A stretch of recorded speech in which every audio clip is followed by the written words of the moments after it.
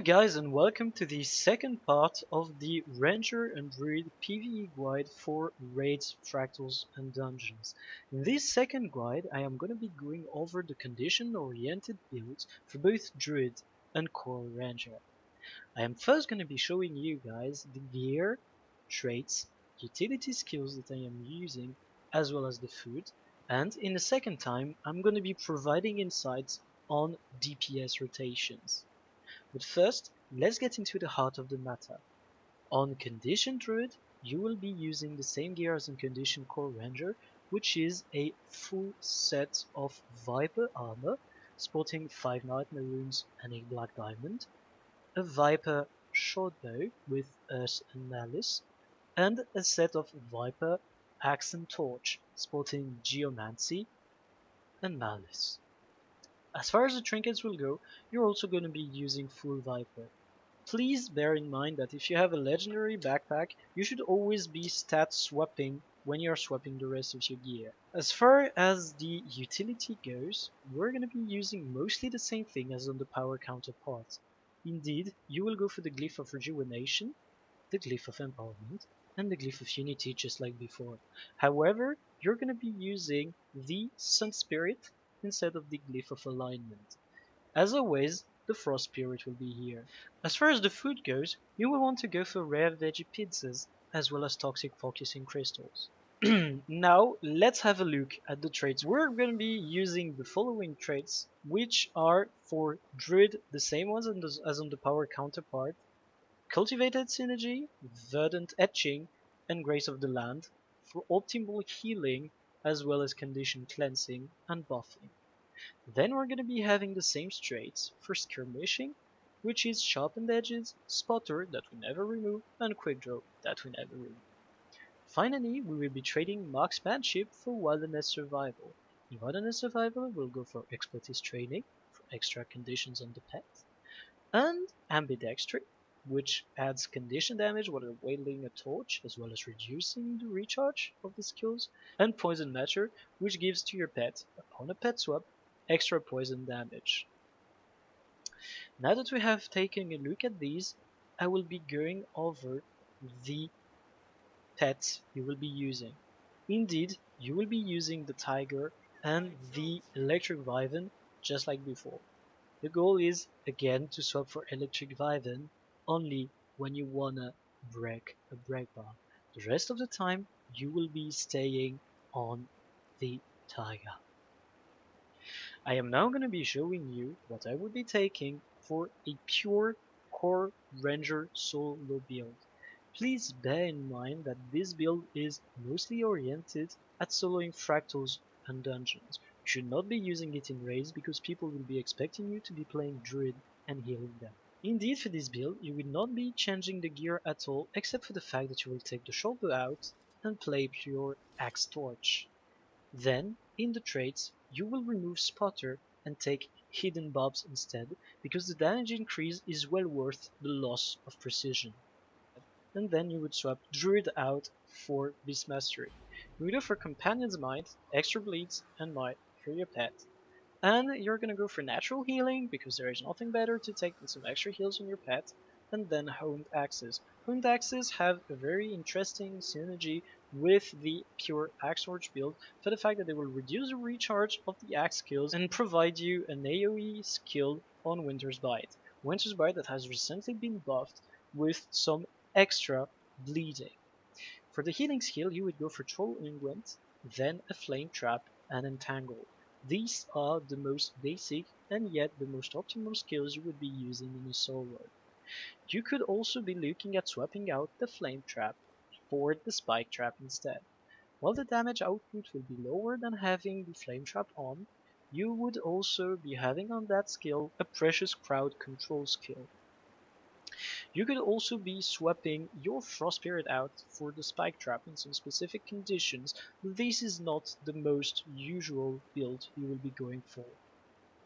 But now, let's go back to the Druid build, and I'm going to be showing you some rotations.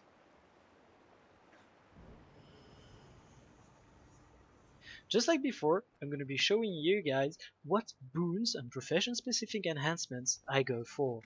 Indeed, you will want to adjust yourself in order to have permanent 25 stacks of might, permanent fury, and then you will go for quickness, regeneration, and swiftness. These are the buffs you will be having in a party, but regeneration and swiftness do not matter. Then in the profession specific enhancements, you are going to be going for the ranger one. You're going to go for 2 stacks of Grace of the Land, Spotter, Sun Spirit, and Frost Spirit.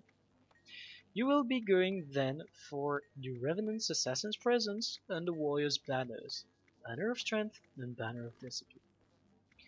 We'll now be summoning a 1 million HP Golem and doing a proper rotation against him. Just like before, I'm going to be going over the skills that you want to quick draw. As far as Axe Torch goes, you will want to have your bonfire on the quick draw. Indeed, most of your damage comes from that fire field being down on the ground. Secondary, you will want to quick draw Poison Volley. Indeed, it is the only skill on the short bow that has a decent condition output and that you will want to have on the quick draw. Now that we've gone over both of these, please bear in mind that the food, just like I said before, would be rare veggie pizza and toxic focusing crystals for both biomes. And now, let's watch a damage rotation.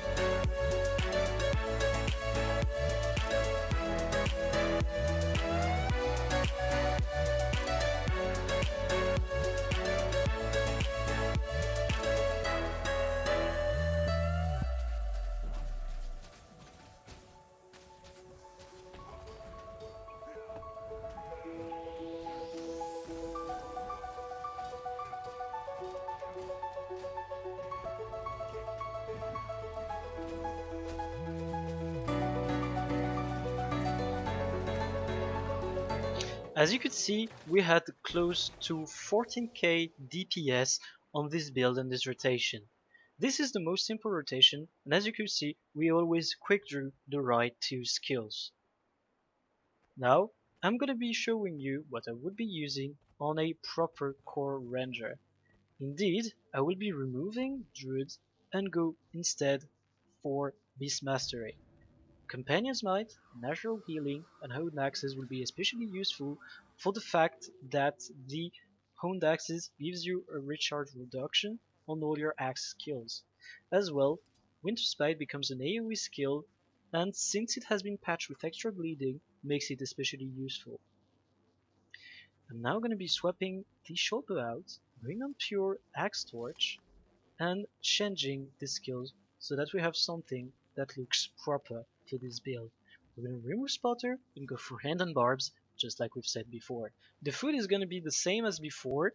Indeed, we will just remove all the boons and profession specific enhancements we've had and summon an enemy golem of 1 million HP. The food is the same as before. And now, let's go.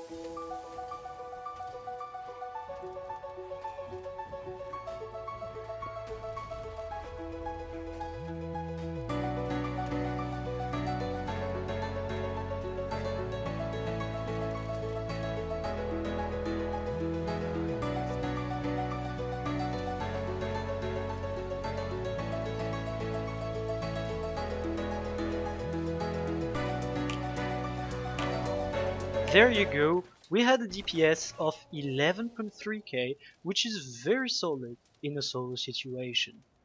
I hope that you guys enjoyed the second video showing you what builds you could be using for Druid and Core Render in both raids, fractals, and dungeons. If you have any questions, feel free to ask them in the comment section or whisper me in game. Thanks for watching and have a great day.